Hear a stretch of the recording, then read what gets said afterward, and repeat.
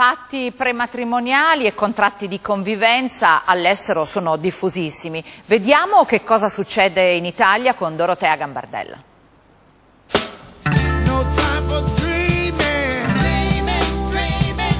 Fanno scalpore e spesso anche sorridere, ma i personaggi d'oltreoceano ai patti prematrimoniali proprio non rinunciano. In principio furono Jackie Kennedy e Aristotele Onassis, un accordo da 170 articoli formulati da lei e sottoscritti da lui che spaziavano dal risarcimento multimilionario in caso di tradimento, divorzio o vedovanza alle camere separate alle notti d'amore. Dopo di loro è interminabile la lista di intese prenuziali tra VIP, da Liz Taylor a Michael Douglas, da Nicole Kidman a Robbie Williams a Justin Timberlake, solo per citarne alcuni, signor Facebook e consorte compresi.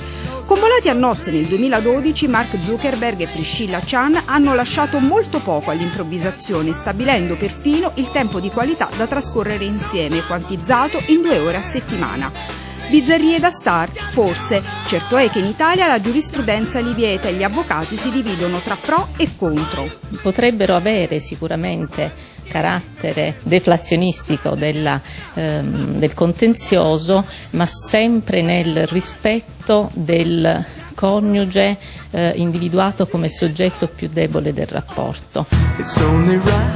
I contratti prima del sì, secondo tanti matrimonialisti, eviterebbero scontri spesso aspri davanti al giudice, ma quando una coppia si separa entrano moltissimi interessi in campo, che non solo quelli economici, sono anche gli affetti, e quindi è difficile riuscire a gestire tutte queste dinamiche.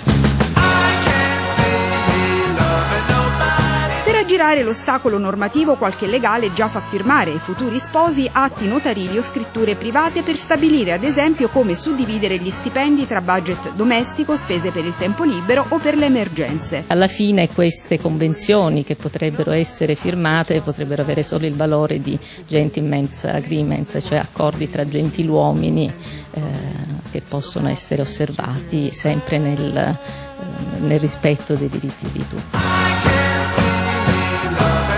Dagli accordi prematrimoniali ai contratti di convivenza il passo è breve, ma solo nel mondo anglosassone, dove fanno parte della common law, ovvero di un ordinamento basato non su un sistema di norme raccolte in codici, ma sul principio del precedente giudiziario.